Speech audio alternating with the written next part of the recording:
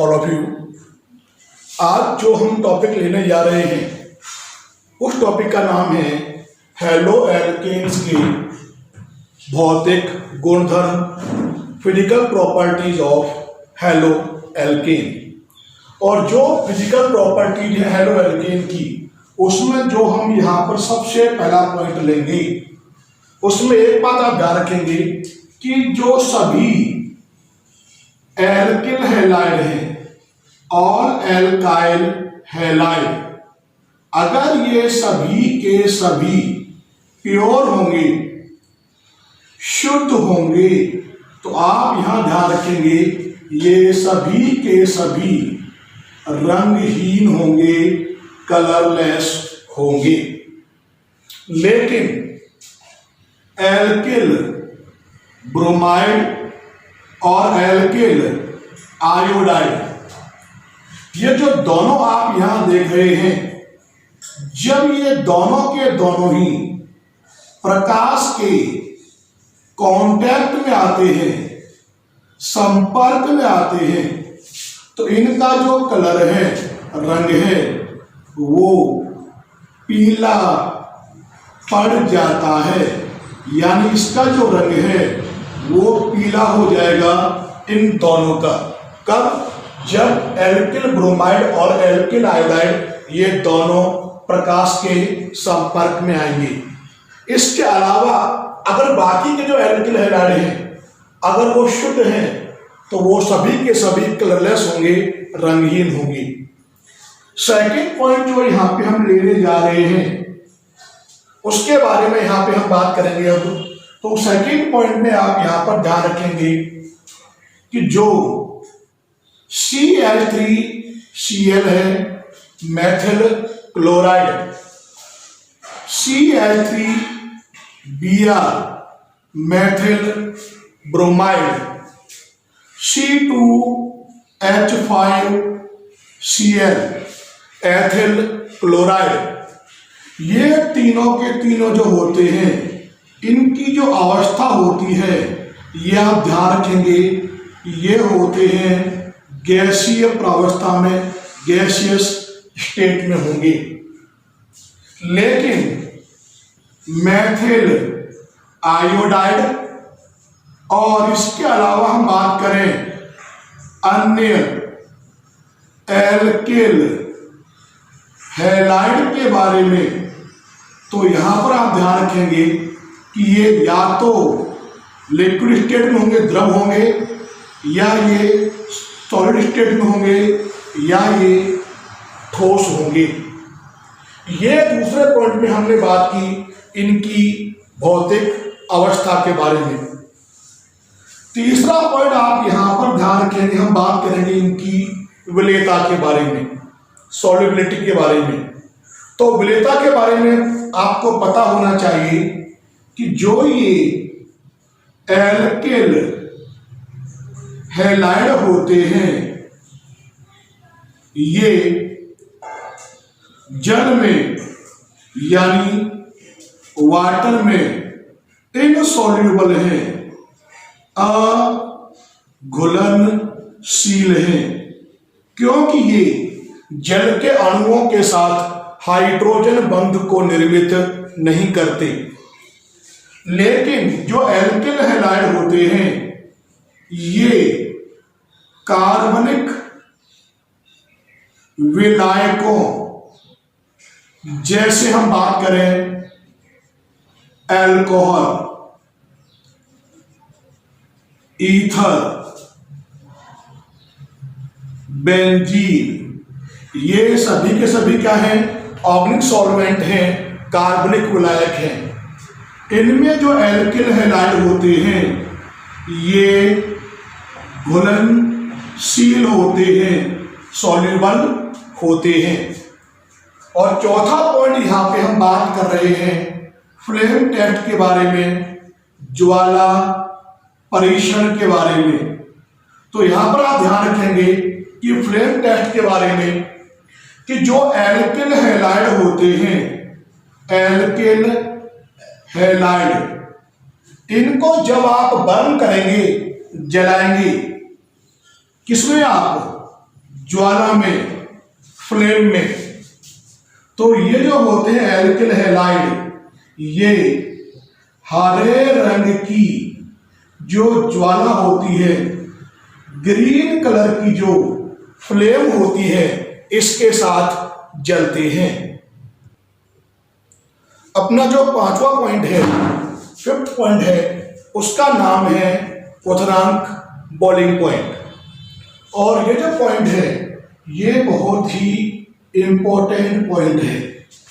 इसमें एक बात ध्यान रखेंगे आप कि एक तरफ तो हमने यहां ले लिया है हाइड्रोकार्बन,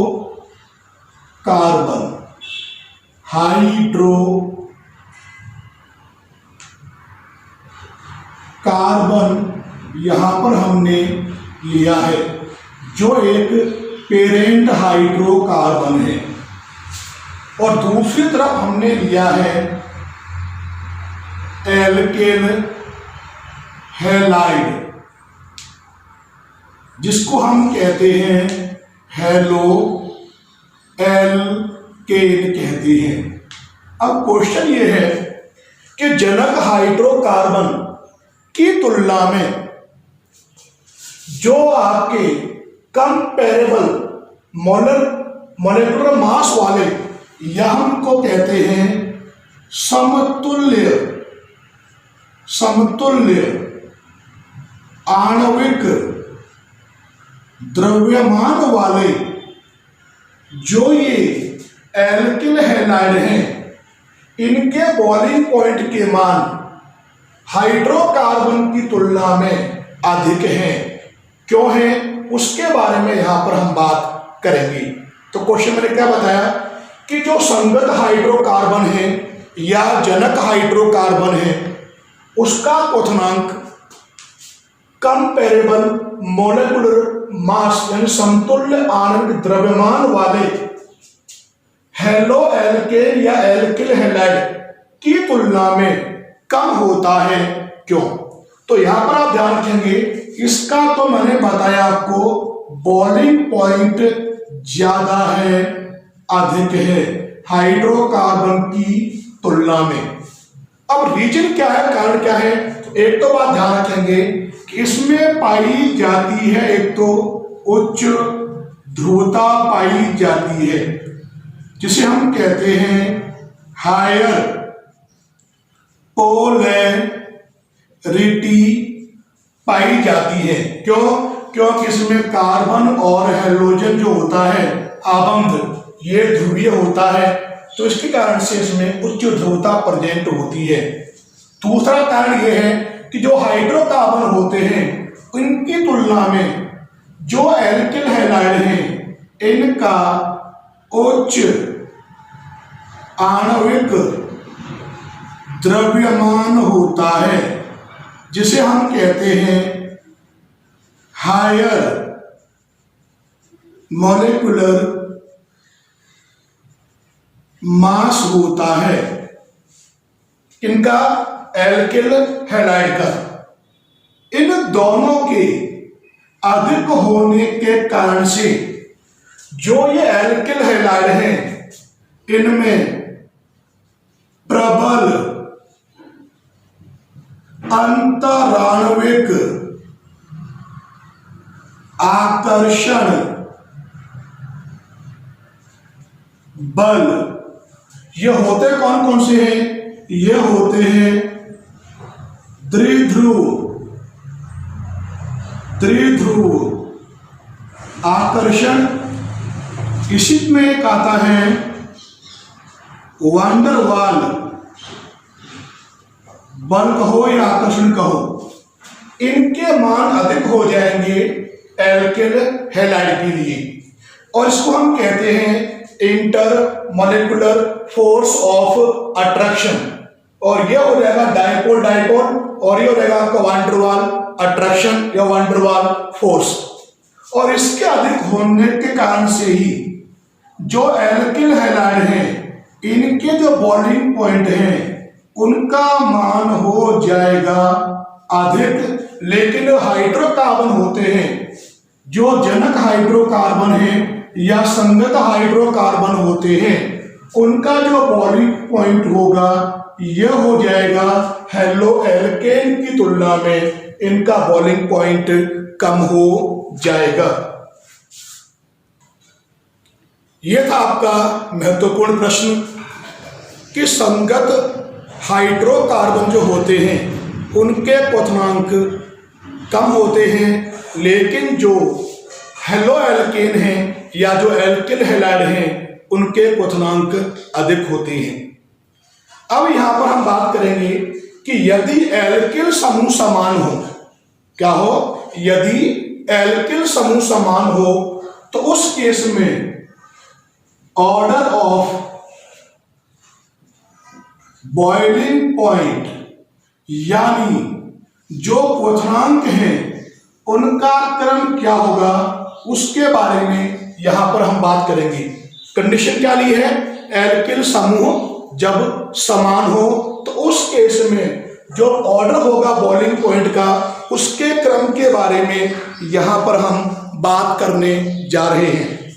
तो मान लिया मैंने यहां पर एक तो ले लिया CH3F जिसे हम कहते हैं मेथिल फ्लोराइड, एक लिया मैंने यहां पर CH3Cl मेथिल क्लोराइड, नेक्स्ट मैंने यहां पर ले लिया CH3Br मेथिल ब्रोमाइड और अगला ले लिया मैंने यहां पर CH3I जिसका नाम है मेथिल आयोडाइड। तो यहां पर एक बात ध्यान रखेंगे कि अगर हैलोजन का जो आपका जो हैलोजन एटम है अगर उसका साइज बढ़े या हम कहें उसका जो मास है हैलोजन का ये भी बढ़े तो इनके बढ़ने पर होगा क्या कि जो वांडरवाल फोर्सेज हैं, वांडरवाल बल हैं, उनका जो परिमाण है मैग्नीट्यूड ऑफ वांडरवाल फोर्स वह भी बढ़ता है।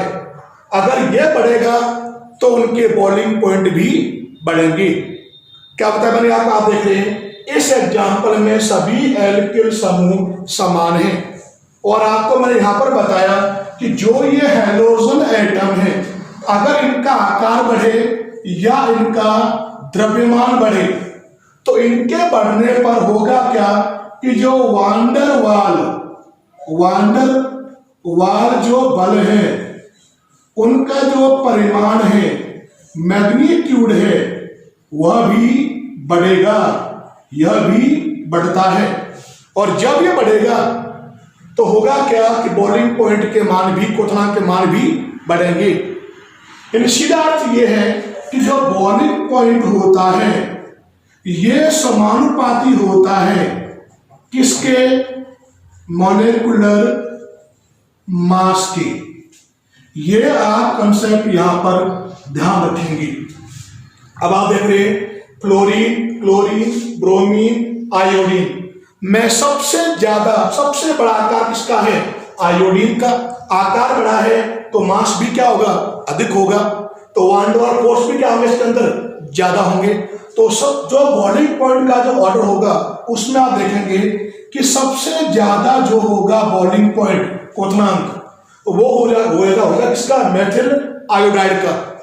थोड़ा कम हो जाएगा मेथिल ब्रोमाइड का, थोड़ा और कम हो जाएगा मेथिल क्लोराइड का और सबसे कम हो जाएगा मेथिल फ्लोराइड का।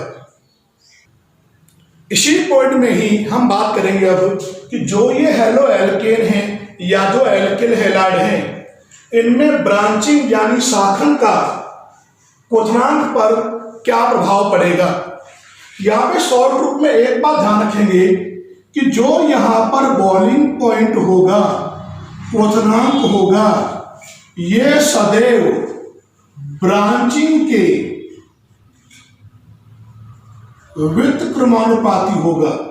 यानी अगर किसी हेलो एल्केन में जितनी ज्यादा ब्रांचिंग होगी, जितनी ज्यादा शाखाएं निकली होंगी, उसका बॉइलिंग पॉइंट, उसका क्वथनांक उतना ही कम होगा।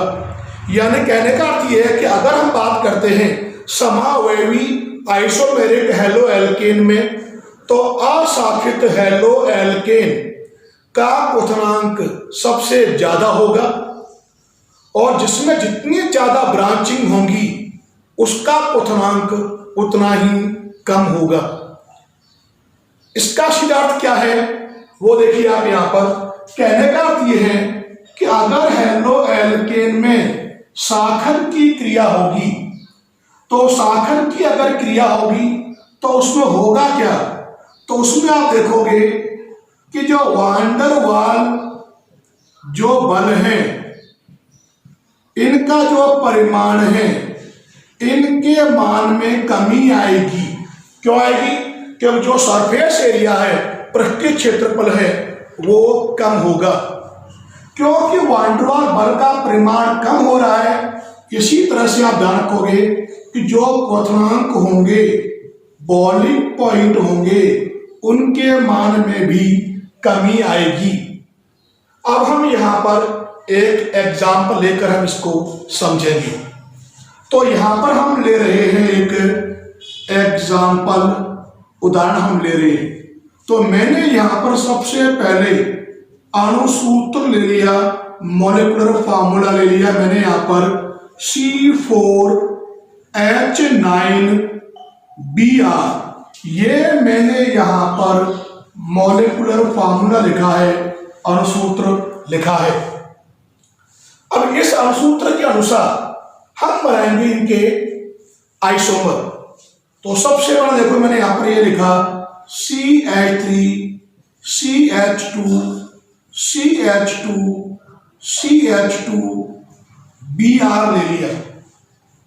जो आप यहां पर देख रहे हैं इसका यहां पर नाम क्या है, इसको हम नाम देंगे तो ये होता है 1 ब्रोमो ब्यूटेन। ये इसका नाम है 1 ब्रोमो ब्यूटेन। अगर आप चेक करें तो उसमें 4 कार्बन है, 9 हाइड्रोजन है और एक Br है। अगला एग्जाम्पल देखो मैंने यहां पर ये लिया, अगला समावेश CH3 CH2 CHBr और ये हो गया CH3। इसको अगर आप नाम दें तो ये हो जाएगा 2 ब्रोमो ब्यूटेन। ये इसका नाम हो जाएगा 2 ब्रोमो ब्यूटेन। और जो ये 2 ब्रोमो ब्यूटेन है इसमें भी आप देखेंगे अणुसूत्र समान है। अगला एग्जाम्पल लिया हमने, देखो ये CH3 CH3 और मैंने यहां पर Br लगा दिया। अगर आप नाम लिखेंगे लॉन्ग चेन सीधी ये होगी तो ये हो जाएगा यहां पर 2 ब्रोमो 2 मैथिल प्रोपेन। ये मैंने यहां पर ले लिया 2 ब्रोमो 2 मैथिल प्रोपेन। अगर आप देखें इन तीनों का जो अणुसूत्र है C4H9Br है, यानी ये तीनों आइसोमर हैं, समावेवी हेलो एल्केन है आपस में। अब आप जानते हैं Br के पास वाला कार्बन अल्फा, तो ये कैसा है, यह एक 1 डिग्री प्रकार का है, प्राइमरी प्रकार का हेलो यौगिक है। Br के पास वाला कार्बन अल्फा ये कैसा है यहाँ पर, ये 2 डिग्री यानी सेकेंडरी प्रकार का है। यानी हो गया Br के पास वाला कार्बन अल्फा, इसमें एक भी अल्फा नहीं है, तो आप ध्यान रखेंगे यह एक 3 डिग्री यानी तृतीयक ब्रोमाइड है, ये द्वितीयक ब्रोमाइड है, यह एक प्राथमिक ब्रोमाइड है। अब हम बात करेंगे यहाँ पर इनके बॉइलिंग पॉइंट के बारे में, क्वथनांक के बारे में। और इनके जो क्वथनांक हम यहाँ पर लेंगे ये हम लेंगे केल्विन में। मैंने आपको ऊपर बताया कि अगर शाखन की क्रिया होगी तो सरफेस एरिया घटेगा, वान डर वाल बल का परिमाण घटेगा, क्वथनांक भी घटेंगे। तो यहां देख रहे हैं यहां पर तो कोई शाखा निकली हुई नहीं है, यह अशाखित है। इसमें एक शाखा निकली हुई है, इसमें आप देखोगे 2 शाखाएं निकली हुई हैं। तो ये तो हो गया अशाखित और यह हो गया सर्वाधिक शाखित। तो यहां पर आप ध्यान रखेंगे कि जो अशाखित होगा इसका बॉइलिंग पॉइंट क्वथनांक सबसे ज्यादा होगा। तो जो ये 1 ब्रोमोब्यूटेन है, इसका जो बॉइलिंग पॉइंट का जो मान है ये होता है 375 केल्विन। लेकिन जो 2 ब्रोमोब्यूटेन है, इसका जो बॉइलिंग पॉइंट का मान 264 केल्विन होता है। लेकिन जो ये 2 ब्रोमो 2 मेथिल प्रोपेन है, 2 ब्रोमो 2 मेथिल प्रोपेन, इसका जो बॉइलिंग पॉइंट का मान है ये होता है 346 केल्विन। अब आप खुद देख रहे हैं कि सबसे ज्यादा क्वथनांक किसका है, जो असातित है। जैसे जैसे ब्रांचिंग हुई क्वथनांक के मान कम होते गए। और यह भी आप ध्यान रखेंगे कि अगर हम बात करते हैं समावयवी हेलो एल्केन के बारे में, तो सबसे ज्यादा बॉइलिंग पॉइंट प्राथमिक हेलो एल्केन का होगा, 1 डिग्री हेलो एल्केन का होगा बॉइलिंग पॉइंट सबसे ज्यादा। थोड़ा कम 2 डिग्री हेलो एल्केन का होगा, द्वितीयक हेलो एल्केन का होगा। और सबसे कम जो बॉइलिंग पॉइंट होगा वो 3 डिग्री हेलो एल्केन का होगा। अब यहां पर हम जो छठा पॉइंट है उसके बारे में बात करेंगे। और यहां पर आप ध्यान रखेंगे कि जितने भी आपके एल्किल हैलाइड होते हैं उनमें सबसे ज्यादा जो क्रियाशील है, सर्वाधिक जो क्रियाशील है, रिएक्टिव है, वो होता है एल्किल आयोडाइड। और जो ये एल्किल आयोडाइड होता है ये सूर्य के प्रकाश की उपस्थिति में अपघटित होकर आयोडीन को मुक्त करता है। तो देखिए आप यहाँ पे ये लिया आपने 2 मोल ले लिया आपने यहाँ पर RI के एल्किल आयोडाइड की। यहां पर जो आपने प्रेजेंस ली है वो आपने यहां ली है सनलाइट की उपस्थिति, सूर्य के प्रकाश की उपस्थिति। तो होगा क्या, ये अपघटित होगा, डिकम्पोज कैसे होगा। देखिए आप यहाँ पर ये लिखा है मैंने RI, फिर ये लिया मैंने यहाँ पे RI। तो II ये तो आपस में क्रिया करके यहां पर आयोडीन अर्थात I2 को मुक्त करेंगे। और बाकी यहां पर जो बचे R सिंगल बॉन्ड R और ये जुड़कर यहां पर एल्केन को निर्मित करेंगे। इस प्रकार से हम कहते हैं कि जो भी आपके एल्किल हैलाइड हैं उनमें सबसे ज्यादा क्रियाशीलता एल्किल आयोडाइड की होती है। अब यहां पर एक पॉइंट है जो आपको रखना है याद कि समावयवी जो डाइहेलोबेंजीन होते हैं, समावयवी डाइहेलोबेंजीन, इनके जो बॉइलिंग पॉइंट होते हैं जिनको हम कहते हैं क्वथनांक, ये तो लगभग समान होते हैं, ऑलमोस्ट सेम होते हैं इनके बॉइलिंग पॉइंट क्वथनांक। लेकिन अगर गलनांक के बारे में अगर बात करते हैं तो ऑर्थो और जो मेटा जो समावयवी होते हैं उनके मेल्टिंग पॉइंट गलनांक के मान कम होते हैं।